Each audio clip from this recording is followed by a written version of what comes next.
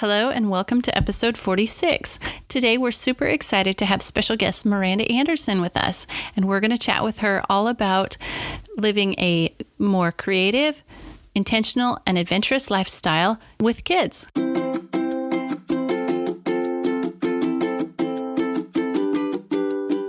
Hello and welcome to Outnumber the Podcast. I'm Bonnie.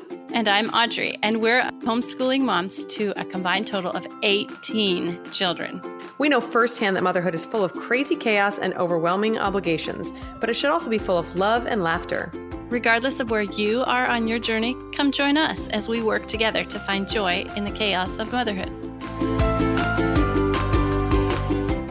All right, so we are super excited and a little awestruck to introduce you today to our guest. It's somebody we talk about all the time. We're so delighted to interview Miranda Anderson of Live Free Creative. Hi, Miranda. Hello, ladies. I'm so excited to be here. Thank you for the invitation. Yeah, we're so excited to have you. Okay, so we'd like to start off with humor. So do you have a funny mom moment or something one of your kids said or something funny you can share with our listeners? Yes, I was so excited to see this question because just a couple days ago, I had one of those mom moments that I had to write down in my daughter's journal because I thought it was so funny. So this was in the evening and the kids had been kind of winding down. We had already had dinner and we had already had dessert. And I think just because there happens to be a lot of treats around right now because of the upcoming holidays, there was extra chocolate somewhere. Now, I don't know if it was chocolate chips or if it was like a candy bar or something from the cupboard, but we had told everyone to brush their teeth and get ready for bed. And Dave and I went upstairs to change into our pajamas to help then come down and like read stories and do our bedtime routine. And my daughter, Plum, who's 5, came upstairs with her face covered in chocolate. And I was like, Plum, what have you been eating? And she said, nothing. And I said, well, you have a little bit of chocolate on your face. Were you eating something chocolate? And she looked me straight in the eyes, this like poker face, and said, Mom, Elliot was eating chocolate and he got some on my face. She's covered in chocolate. And I was like, oh my gosh, you are such a little liar. And I love that it didn't even occur to her that that was such a ridiculous excuse. Like, it's like the person of, you know, like when kids, you hear the story all the time. I think it's like a classic story of a kid writing their name on the wall and then trying to blame it on the other brother, you know, or whatever. This was the same thing, but it was food on the face that I'm like, I don't think your brother eating chocolate is going to get it around your own mouth. So nice try. I'm always asking, when are you going to learn to write your brother's name? Like one of these days you're going to get it. But if I write my name, I'm going to get in trouble every time. Totally. Awesome. It's so funny. So I loved it. I had to write it down in her journal because I thought that was so cute. Totally. And then maybe a little chat about dishonesty, right? Yeah. Like, maybe a little. Yeah. This is very clear who was eating chocolate and let's figure out where it came from and how we're going to hide it better next time, basically. Amen. Because you're a female and you have to learn how to hide chocolate. Exactly. Right. I know. I need my stash. Okay, so Audrey and I were actually just talking about how we quote your podcast all the time. So you're like an unofficial member of the Outnumbered podcast. Hey, thank you. I appreciate that. But for listeners who are not familiar with us, can you tell us just a little bit about you and your family and what you do? Yeah, so I'm Miranda. My husband is Dave. We've been married for 13 years, and we have a 10-year-old, an 8-year-old, and a 5-year-old. My older 2 are boys, and then I got my daughter, and then we stopped. We have a dog and 4 chickens. We live in a little house in the city of Richmond, Virginia, and just love our everyday life. I feel like this last move, we've lived all over the country, and this last move to Richmond kind of slowed our roll a little bit in a good way. We downsized. Dave's job, the reason we moved to Richmond was for a job that was a little bit less demanding than his previous jobs had been. The kids are all in school together. We walk to school. We're right in the city, so we get to kind of walk and bike and be involved in our local community in a way that we haven't ever when we've been in the suburbs. And we really love our day-to-day life. So my background is in nursing. I was a registered nurse and worked for a few years, 5 years as a registered nurse diabetes educator. So I focused on nutrition and exercise counseling. And at the same time, started a blog.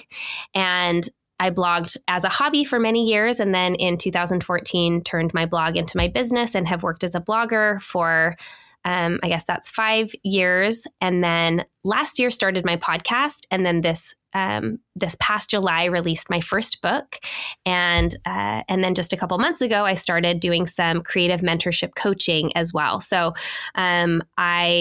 right now, I think of myself more as a podcast host and author and coach. The blog has kind of taken a little bit of a back burner as I've been working on these other places to get out my message of intentional living and creative living. And it's been really fun to kind of have my toes in lots of different pots and realize what I like more than others. Yeah, you sound a lot like us. Let's try this for a while. Oh, we like this. Okay. It's a good way to live. I think experimentation is one of the foundations of creativity. And so being able to feel free to like try. Yes. And it's neat to watch a woman with such confidence make pivots and turn and go to something else. It's like inspiring the rest of us that are watching you. We're like, oh, hey, I could do that too. Well, that's really nice. Yeah, it's always scary to make changes and always scary to try new things that you haven't done before. And you kind of just have to rely on the idea. At least I rely on the idea that things either work out or they don't, but I have survived this far. And so I will, at the very least, continue to just survive. And, you know, it's nice to branch out and to see what you're capable of. So it's been really fun. Yeah. Okay. So let's back up and talk about your book. Tell us tell us about the why behind it, like how you got started. And also we want to know what's your favorite part of being a real, true published author? Okay. Good questions. The why behind the book, the book came as a result of this minimalism experiment that our family did. And the why behind the minimalism experiment was that I could not keep up with my own life. That probably sounds familiar to you all as, you know, mothers of many children who also have business endeavors and creative pursuits and all sorts of other things. After the birth of my third child, I found myself wanting to accomplish a lot and feeling like I just simply didn't have the time or energy. And so I started to really take a hard look at what things was I doing that mattered a lot and what things was I doing that mattered a little.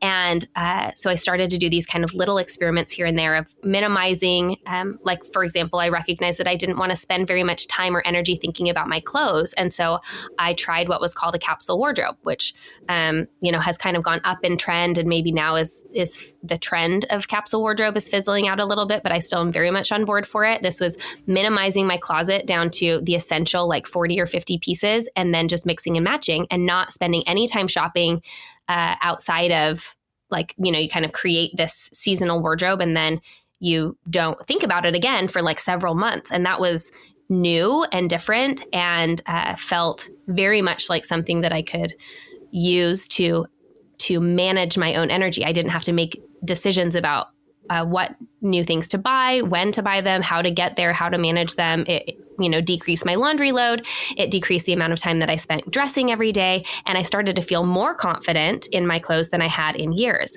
So all of these sort of little things added up to this big aha moment at the beginning of 2017 when I was organizing my cabinets and realized just again, I feel like we realize over and over again how much stuff we have in our lives and in our house and like how we are stuff managers. And I just thought, my goodness, I have so much stuff, yet I still keep buying stuff. So why do I have cabinets and closets filled with belongings, clothes and shoes and, decor items and unused dishes and party supplies and all of these things. And yet when I go to Target, I bring home more of the stuff that I wasn't planning on buying and just put it on top. And so I had this light bulb moment where I decided that I was going to not buy anything that was not a consumable good for the whole year. And as I started to share about this, what we called our More Than Enough Stuff challenge, I realized how many people felt the same way. They felt like, I have so much stuff. I don't know why I keep buying more. I would love to feel content and successful without always chasing the next shiny thing in my life. And so the amount of reaction that I got as I was sharing on my blog was what led me to the idea that it really needed to be in a book format, the lessons that we learned during this year of not shopping, because they were such fundamental principles and they were resonating with people. And so I think that it's a message that so many people really crave. They want to hear. It's not a message we hear very often. The message of, you have enough, you're good right now, you don't need to buy more. More often, society's telling us all of the things that we lack and why we need to continue shopping and why we need to continue trying really hard to be better than we are and hustling for our worth. And so it was really fun to take the lessons from this specific challenge and kind of extrapolate them onto our general lifestyle and be able to package it in a way that is easy for people to read and learn from, and then also apply in their own lives. Yeah, I know that your message really resonates with Bonnie and I because, well, we talk about it all the time, but I think also, with kids just comes a lot of stuff or can come a lot of stuff. And so maybe that's why it resonates so much with us. Yeah, there are toys and there are clothes and there are shoes and there are books and there are craft supplies all over and Legos underfoot in every single room. And I think not only do kids come with a lot of stuff, or we think that we need a lot of stuff, it's also a time frame that's really heavily marketed to, because parents want to increase the chances of their kids being happy. And so we're a really susceptible audience to the idea of, buy this thing and it will give you some extra time in your life because your kid will be occupied for a little while. Or if you want your kids to, you want to be a good parent, then your kids should have XYZ items. And some of that, maybe has seeds of truth. And then a lot of it is just marketing. It's just, creating problems so that you can solve them with your product. Okay, so we were just talking about this aspect in regards to budgeting with kids and teaching them how to manage money. And we talked about how difficult, it can be heart-wrenching to not buy your child something because you can't afford it, but how much harder it is to say no when you can afford it, just because it's unnecessary and it will ruin your child, and create this excess of stuff. So that's my next question is, how did you approach this challenge and your whole mantra of less stuff, more adventure with your kids? And were they quick to grasp on, or was that a bit of a struggle? Yeah, it's a good question. Our kids were younger than they are now. So my daughter was 3. I had a 5-year-old and a 7-year-old. And so that's pretty young. The younger two especially weren't very autonomous when it came to choosing their own things. Like I would give them choices of what to wear and stuff like that. But it wasn't like they were wandering toy aisles, like deciding on their own toys, I guess. The 7-year-old had a little bit more of a struggle, trying to think of, so how does this affect my regular life? Like not getting new stuff. We found that our kids were much more resilient than we expected. We thought that it was going to be a lot more of a fight than it actually ended up being. The idea of not adding extra stuff really informed us as to how little our kids actually need in order to be happy. When we removed the expectation that there would be a continuous inflow, what they did was turn around into their toy room and relearn reacquaint themselves with all of the toys that they already had that they loved. In fact, I share an experience in the book. There's a chapter about how less stuff creates more focus. And I share how while all the kids were at school one day, I went into their toy room and there were toys all over the place. And I realized that I hadn't seen them play with a lot of these toys. A lot of them were just toys they were pulling out of the bins and throwing on the floor in order to get to their favorite toys. And so I wondered what would happen if I just packed up most of the toys that they weren't playing with and put them in the garage. So I did that. And the kids came home from school and I kind of expected a fallout, right? You think like, oh no, they're going to see that all the toys are gone. I mean, not all of them, but over half. And they went into their toy room and they found their favorite toys and they played longer and with more imagination than I had seen in weeks because I had cleared the clutter. I had cleared the distraction. And so kids brains actually function better when there's less to focus on because their mind is able to choose, like it's able to stay put. When there's 50 things in front of them, they don't even know where to start. And so it becomes so overwhelming that they just give up. And then they come find mom. Yeah. Can you find my... That is so fascinating. And what you started with saying that, your kids weren't wandering the toy aisles. I think that we really do our kids a disservice by introducing them to things that they don't have. Now, they're going to get a little bit of that, when they go to their friend's house or they talk about things at school or whatever. But like, our kids do not need to go to Target and wander the aisles. They don't need to look at brochures. The other day, I made the mistake of pulling one out of the mail and saying, here, look at this. This ought to entertain you. And then for 3 days, it was, can I have this? Can I have this? And I was like, give me the thing. It's going in the garbage. And then a day later, they'd forgotten all about it, Right. But when you give them an opportunity to want things that they don't have or need, and then you take their cues to mean, oh, well, they really do want this thing. I better get it no, like we can just ignore that whole cycle and like you say, focus on the wonderful things they already have. I love that. Right. Yeah. Well, and that's true for adults as much as it is for kids. When I sort of announced on my blog and on Instagram that we were going to do this year without shopping as a family of 5, like now we're not like wild minimalist creatures that live in a tiny house in the wilderness, like live off the land. Like we lived in a big, beautiful home in suburban Texas that we had built ourselves. Our home had recently been featured in a big online magazine, and our furniture and our decor and it wasn't like we weren't the family that you would necessarily you wouldn't call us out as a minimalist family. Like I collect cake plates, for heaven's sake.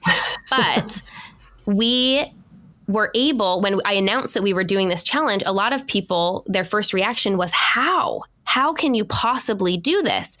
And I thought, well, by not shopping, like we're not doing anything. What we're doing is not doing something. And so guess what? If you don't go to Target, you're not going to bring home a bunch of random stuff from Target.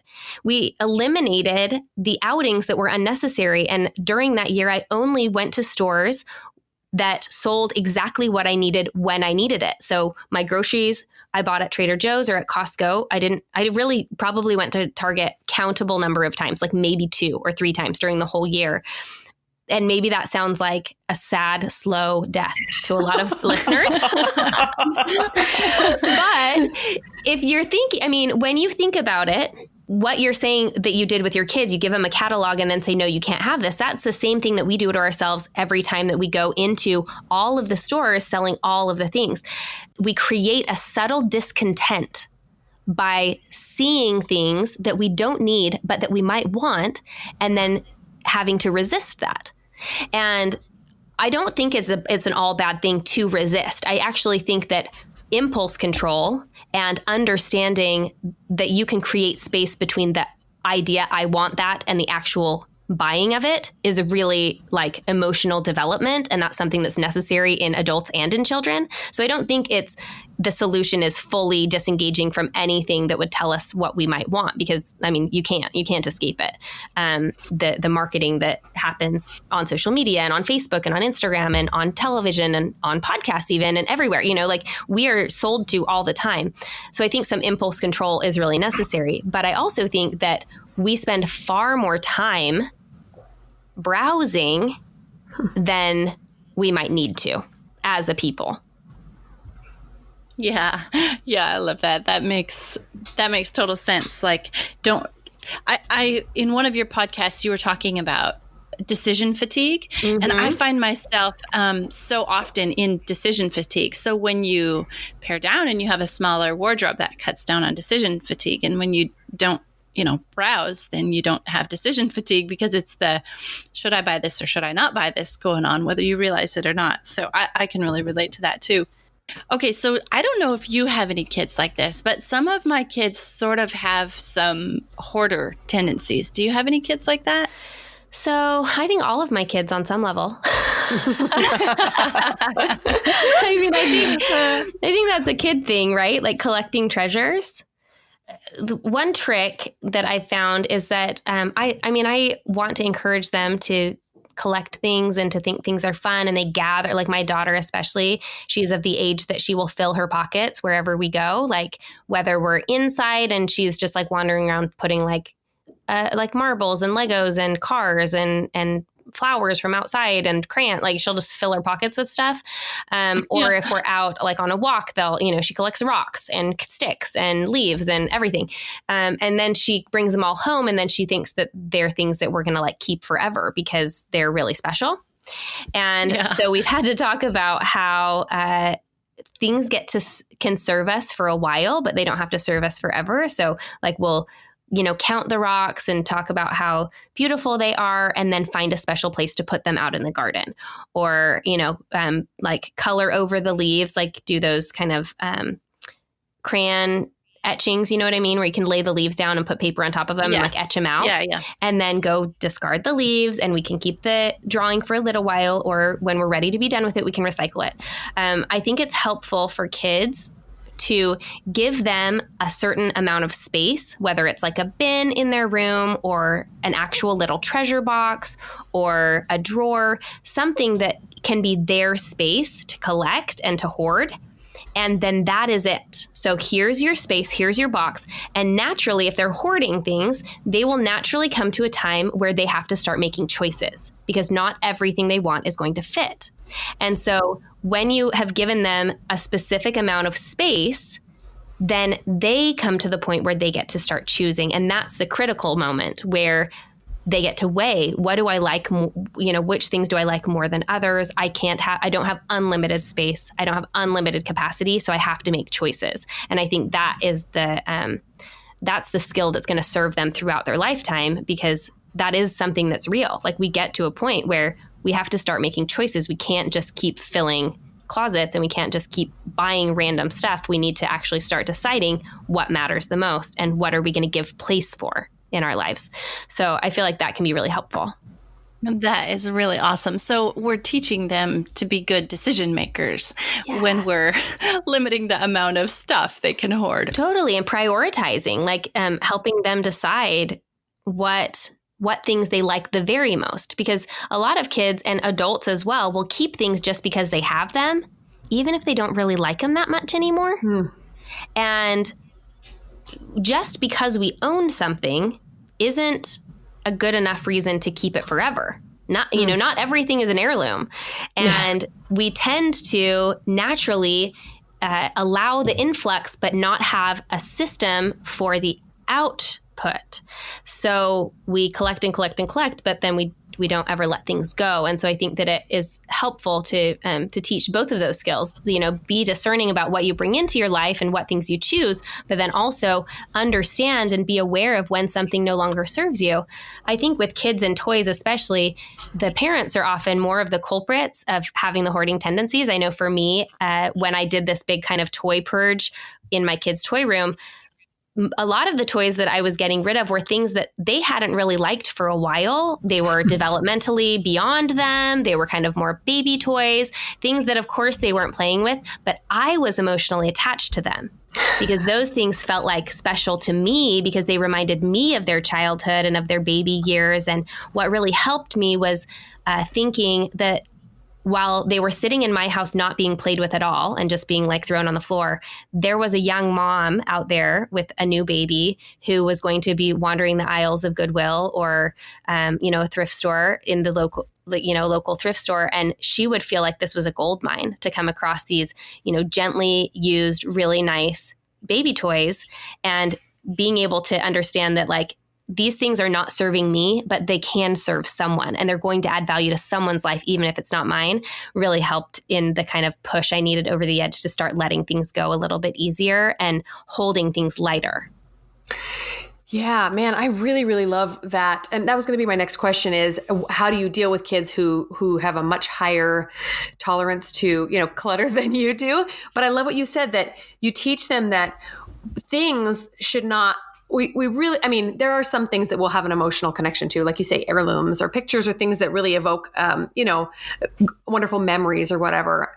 But most of the stuff we own is not like that. And in order for us to be able to let go of them and to teach your children the same is to, like you said, say, has this served its purpose? And maybe its purpose was just to educate me that I made a bad purchase, or Totally. I had too many spatulas and now I know, and I could pass them on. But I love teaching kids that too. This served its purpose. We had these blocks for a while and you guys loved them, and now no one's playing with them. Who do you think we could give them to so that someone else can enjoy them just as much as we did? So what a wonderful lesson to teach kids. Yeah, totally. It reminds me of my son's last birthday. He got some great toys, some great gifts. And one of them was this really big, like car set. So it was cars with like a track, and it was big. I mean, the box itself was kind of like a microwave sized box, and it was full of this set, So we live in a fairly small house. We downsized when we moved to Richmond. And, so there was just like, we could have made space for it for the long term if it had been something he was thrilled about and like wanted to play with often. But I could tell when we first started to play with it, we got it out the next day or something and built the whole thing. It took up the whole rug in the living room, and we played with it for a few hours, and he was into it for a little bit. And then we tucked it away. And then the next time I kind of prompted like, hey, do you want to play with that set? He was like, I don't really like it. Like, like it was fun, but I'm not really super into it. And he would rather build with Legos, and I was like, you know what, that's fair. We don't have to, even though it's brand new, literally played with one time. I thought this was such a great gift. We had such a fun 2 hours playing with it as a family. Like, it was novel. We set it up all together. It was really great. And now we're going to donate it to someone else. And without any, like, I don't have to feel bad about that, because we got to use it for a little while. And even if we hadn't, recognizing that we get to be in control and choose the things that do add value to our lives. Gift giving is a whole other thing. There's a whole chapter in the book about the idea of gifts and giving gifts and receiving gifts, because I think that there's obviously a lot of emotion kind of tied up in that. But it's so empowering to think we get to choose what we keep. And we only want to keep the things that add value to our life, because there comes a point where if you're keeping things that don't add value, it starts to actually detract value from your life. More is only better until a certain fine line, and then more actually becomes worse and starts to deteriorate the quality of life rather than adding to it. Okay, so that's what we want to talk to you about next, is the other half of this equation. So your motto is less stuff, more adventure. And we want to talk about kids and adventure. My kids love adventure. They're always open to any new, exciting adventure, way more open to it than I am usually. But we want to pick your brain and have you share with us some ideas for families that are outnumbered. So lots of kids and maybe can't afford to jet set off to Hawaii or whatever for that kind of adventure. So help us figure out some adventures we can do with our kids when there's a whole bunch of them. Yeah. Okay. So I think that there are some important elements to the idea of adventure. Actually, I have a podcast episode about the idea of adventure mindset, and it's one of my earlier episodes, but I think some of those things are going to apply here. So I think it's a little different, though, when we're talking about like parents kind of preparing adventure for our children. I mean, anything can be an adventure if you approach it with curiosity and optimism. That's kind of my main thing. And then I think as a parent, something that we can do to create a sense of adventure is to add some element of surprise and an element of whimsy. So an example of this might be doing a picnic in your own yard. You could do it in your front yard, your backyard, or even like in your living room, but you prepare rather than a regular dinner, you prepare, and this can even be more simple than regular dinner actually, because you can prepare kind of picnic style foods like cheese and crackers and grapes and, vegetable sticks. And I think that the touch of whimsy for me in this scenario would be like maybe a fun, like sparkling apple juice or something that my kids don't get very often that will feel really special, or maybe really fun paper plates that have like, polka dots on them, or just something to make it feel different. It has to feel special and feel magical and very simple. I mean, kids can be wooed by very simple elements. And so doing something a little bit different creates and invites this sense of magic and whimsy. And so it can feel like an adventure to have an indoor picnic or like a backyard picnic that just feels a little bit different than what you would normally do, for example. I think there's a ton of ideas for things you can do locally whether it's, going to a new park. And one thing that I like to do when we go, our family goes on lots of hikes, and something I started doing when my kids were a little younger, every time we went on a hike, I would create a little, what is it called? Like a wild goose hunt or like a treasure. What is it called when you cross off the things as you go? Oh, scavenger hunt. A scavenger hunt. Yeah. So we were going on a hike, just like in the big park behind our house. And I thought, what are the things that we might see? And just like I just did it on like Word and I just pulled in little clip art. And I mean, you don't even have to do it it wasn't that fancy, but I pulled them into Word so that I could print off 3 copies. So it was like a butterfly, a lizard, a pink flower, and a dog on a leash, and a blue jay, like things that I thought that we would see. So then instead of just like, oh, Mom, we're going on another hike, this was like, I gave them some sense of purpose. They got to be curious. We got to like gamify it a little bit and turn something that could feel like a kind of normal, like, oh, this is something we always do, into something a little bit more fun.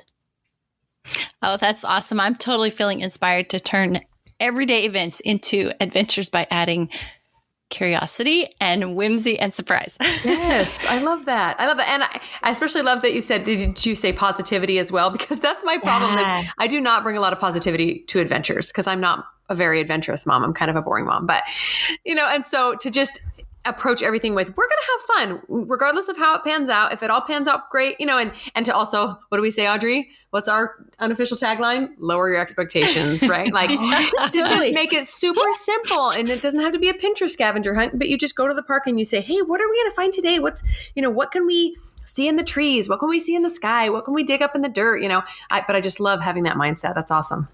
Yeah. I mean, I do this segment on my show that I call Magical Adventure Moments. And some of them have been, when we're out traveling, like these beautiful places that we've seen or like these big things we've done traveling. But a lot of them have also been kind of like everyday moments that feel like a magical adventure moment just because of the emotion and the level of awareness that's brought to them. So one that I can think of was that we were staying in an Airbnb because our house had this big flood. Long story. Anyway, we were in an Airbnb in our city, but it wasn't nearby where we normally live. And so everything was a little bit new. And that can be a little bit overwhelming, but we decided to try to, again, approach it with a sense of optimism and curiosity. And so one Sunday afternoon, we went on a walk down to a park that we had driven by several times on our way to and from the Airbnb. We knew it was just a couple blocks away. We had never been there. And so we walked over to this park, and it turned out this park was on the edge of a hill that overlooked the whole city of Richmond. It was so beautiful. And we just like swinged on the swings and went down the slide, and it was just like a normal playground. But the fact that we had gotten out of our little hole in this little Airbnb, that we could have just stayed in there feeling like, oh, we're not in our house and there's like nothing, we don't know anything around here, nothing's familiar, like I'm so frustrated, our life is really inconvenient. Just like saying there are cool things right here too. There's something amazing anywhere you go. Like walk around your block and find, collect leaves or look for birds, or I mean, like if you bring a sense of curiosity and optimism to anything, even like a trip to Costco can feel like an adventure. I mean, think of how fun a scavenger hunt with your kids at Costco would be.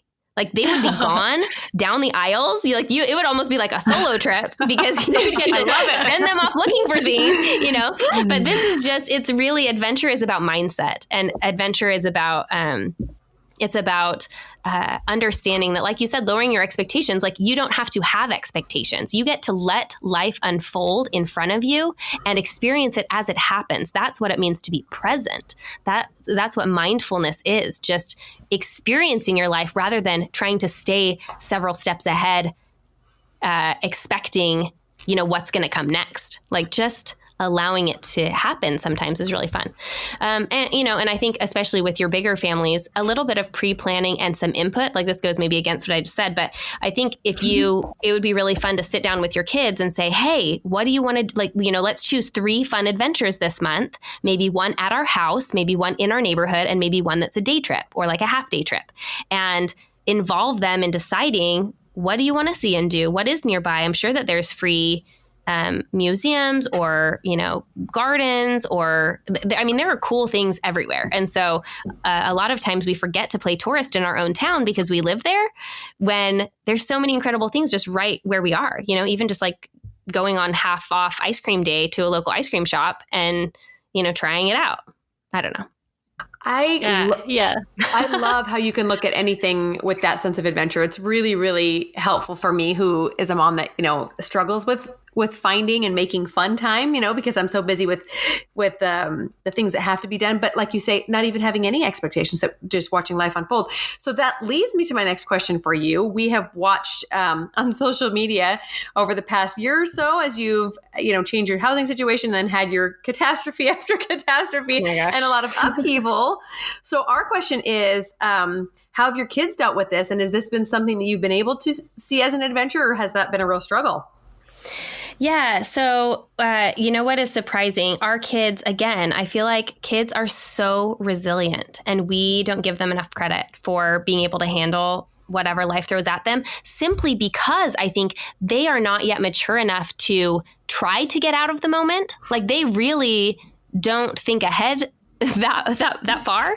And so in a lot of ways that serves them. Like, that's what that childlike demeanor, in some ways, like the childish is tricky, but the childlike, where they are able to just kind of take what comes at them, is really interesting. I just had a conversation a couple weeks ago with my son's teacher, and I was explaining how this year has been really different so far from last year, because around this time last year is when we had this big flood and we had to move out, and we lived outside of our house between hotels, Airbnbs, and friends' basements for like 8 months. And it was very unexpected.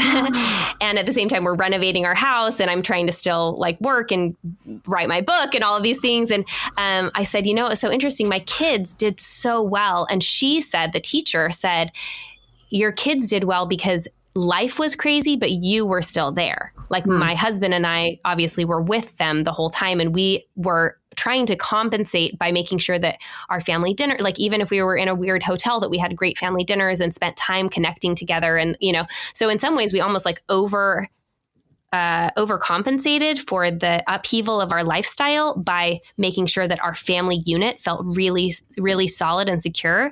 And in a lot of ways that was a huge blessing, because we didn't rely on the systems of our life to create connection. We intentionally created connection for ourselves. And so was I able to see it as an adventure? For the most part, yes. With my kids' examples, let me just share for those of your listeners who don't know. So if you're listening and you don't know anything about my flood, you have to go to my Instagram and watch the flood Instagram stories highlight. This is you totally gonna blow your mind. Nailed that reaction too. You're just sitting there like laughing about it, and I'm like, that is my hero right there. Well, you know what was so funny? My favorite part of that, like coming home, having water running out my door and my ceilings raining, and my daughter runs into her bedroom and puts on her bathing suit and comes out to play in the indoor rain. And that is such an example of, you cannot control what happens to you, but you can control how you react to it. She saw rain and thought, this is so fun. I've never seen it rain indoors. I better take advantage of this by putting on my bathing suit and playing in the water. How can you be mad when you have that type of an example, The other thing that I've learned a lot in the last couple years is that I have very little control on the things that happen to me. We moved to Richmond. We stayed in a rental. We had some issues with our rental. We moved into this house. We renovated for 6 months. Our ceiling fell down. We repaired the ceiling, and then our ceiling fell down again. And we had 80% of the house that was damaged that we had to start all over again. It was this comedy of errors. And then we move into an Airbnb. This is finally like we're going to be in this Airbnb for 2 full months. So it feels like a little bit of stability, like within all of the madness. And guess what happens? A flood in the Airbnb. Oh, I missed that. Oh, no. It was like the guy was like, can you stay while we like fix it? Like no one was home. It was like, none of this was our fault. These weren't things that we could control. They weren't mistakes. They weren't oversights. Like these were just circumstances. These are just unfortunate events that happen. Sense of humor. Right, exactly. And so you think you have the choice when things like this happen, unexpected things that could be seen as terrible, or they could be seen as what they are, which is just life. Life is always throwing something unexpected at you.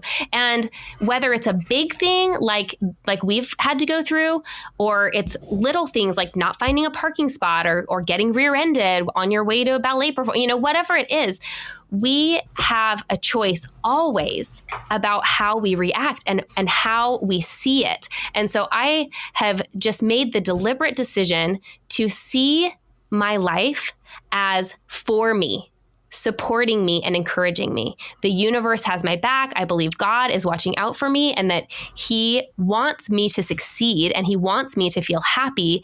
And so the things that happen to me are always going to be for me, for my benefit. And I might not be able to feel it in the moment. It can feel really tricky in the moment. But if I believe that, and I've chosen to believe it, then I'm able to, as time goes on, actually start to recognize the lessons. But I don't make myself wait to feel better about it until the lesson has revealed itself. I allow myself to feel okay about it, trusting simply that there is a lesson and that it is going to be for my betterment. And this is a deliberate choice. This is not necessarily like a natural reaction that I have. I'm not just like hyper optimistic, although I would like to think that I am. I choose to spend a lot of time working on my mindset. I do daily gratitude practices. I do meditation. I am trying to train myself to have a default reaction of optimism. And it's been really interesting to see over the last several years, the way that I've reacted to my life circumstances has evolved as I've put such a focus on understanding that I get to choose how I react and that I want to choose to enjoy what's happening, even if it's sort of crappy. Wow, that is so powerful. I love it. And I wouldn't say that, you would choose all those events to happen in your life again, but like the lessons you learned from them were so good. It's like, yeah, I don't know. There's some things in my life where I wouldn't have ever chosen them, but I'm really thankful for the things that I learned because of them. Yeah, exactly. Yeah, of course, I would never have chosen. Are you kidding? Like never, ever have chosen the things that we've gone through.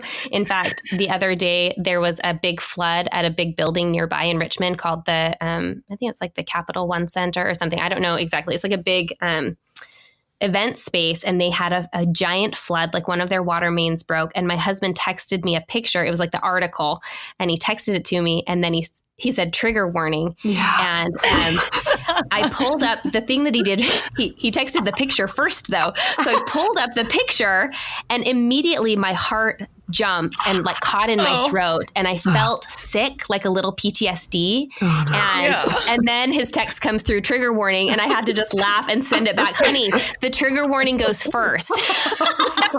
Seriously, I need to go lie down now. Exactly. I was unprepared. I was totally unprepared. And it actually reminded me, like, gosh, we've been through a lot, and we have managed really well. And I still would never, ever not only choose to go back, but I also wouldn't wish it on anyone else, because as much as you can say, gosh, we learned a lot. There's a lot of ways to learn things. And sometimes, there's ones you choose more than too. You don't want that. Yeah, exactly. So, I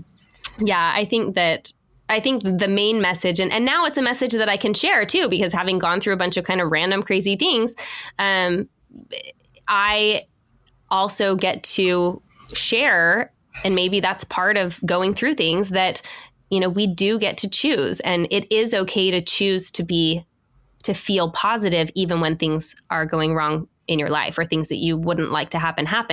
A lot of people will say it's okay to feel bad, and that's also true.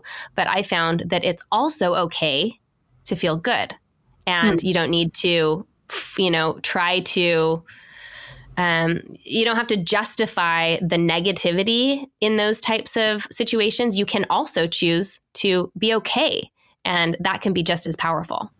Yeah. I think 100%. one of your most impactful episodes for me on your podcast was The Power of Optimism. That one, like everybody needs to listen to that. I need to listen to that several times in the year. Yeah. Okay, so we are almost done here, but we just want to wrap up with one quick question for you. And we want to know what your plans are for the future. Do you have any big projects on the horizon or planning even less stuff and new adventures? Spill the beans. Yeah, yes, I know. Gosh, I'm like right in the middle of this right now. I'm making a lot of big decisions right now, and again, it's like this scary in between where I'm leaving behind some of the things that have felt really comfortable, like making a living blogging as a sponsored blogger, and embracing some new things like being an author and a speaker and a coach. So some things that I know for sure that are coming up that are really fun are an online course that's going to be a companion to the book. So the book is More Than Enough, and it's these lessons that we learned during our year of not shopping. And I've heard so much feedback that people read the book and they love it and they do the exercises and then they think, okay, I want to do more. Like I want to feel like I can implement this in my life on another level. And so I'm going to do a guided More Than Enough Stuff challenge. It'll be a 5-week course and that will come out in January. So that'll right at the beginning of the year, people can jump in and go through some modules and also have like Facebook Lives and things to help people start to develop these sorts of ideas of enoughness in their own life. So that's really fun.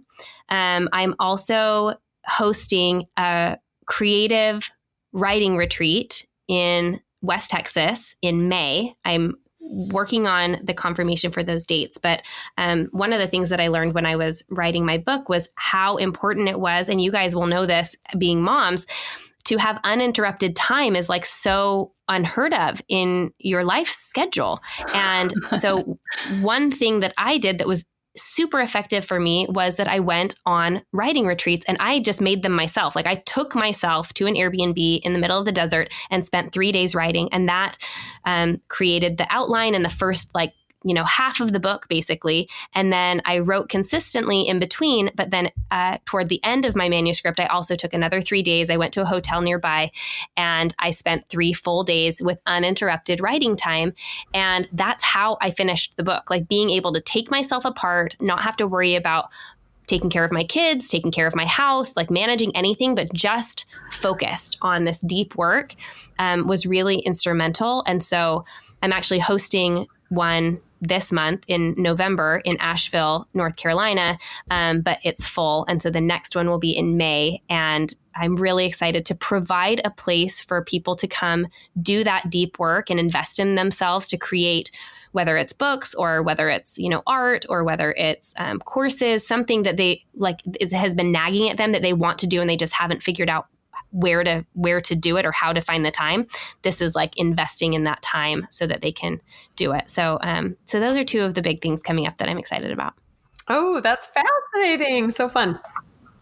Thank you for sharing with us. I think, Bonnie, don't you and I both have birthdays in May? We do. Maybe we'll have to take a birthday trip to a Gift writing each retreat. other. Yeah.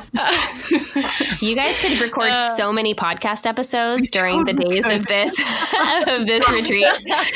It's going to be really fun. So I'm excited to put more together and start sharing about it in the next couple months. Oh, that sounds so amazing. So if people want to learn more about you or this upcoming stuff that you have, where should they go? How can they find you? Yeah, so I'm on Instagram daily. That's Live Free Miranda. And my website is livefreecreative.co. And that's where all of the podcast show notes live, as well as my blog posts. I have a free 5-day email course that's really great. It's called 5 Days to Freedom, and it touches on the idea of abundance mentality and gratitude and organization and adventure. And that, if you go to my website, livefreecreative.co, you can see it. It's up in the top bar, like at the headline. So you can sign up. It's just a free 5-day course. And also it's through email. My newsletter is how I do a lot of my announcing of upcoming things. And when the course is ready to roll out and when the writing retreat spots are open, that will all come through the newsletter, as well as I'm sure I'll share it on Instagram too. So that's where to find me. Awesome. Thank you so much. Yeah. And the book is available on Amazon. So if you don't have a copy of the book yet, I think that you'll love it. It's great. So check that out on Amazon. More than enough. I totally feel like I've just eaten a huge meal and I have so much digesting to do just to listen from listening to you talk. Totally. I hope that's a good thing. It's like a good comforting full and not like I feel a little bit sick full. No. It's like hot chili on a cold night. Ooh, good. I'm so glad. Thanks so much for tuning in. If you've enjoyed this episode, we'd be so grateful if you'd leave us a written review on iTunes. If you have any questions or ideas for future episodes, you can reach us at outnumberthepodcast@gmail.com and find us on Instagram @outnumberthepodcast. See you next week.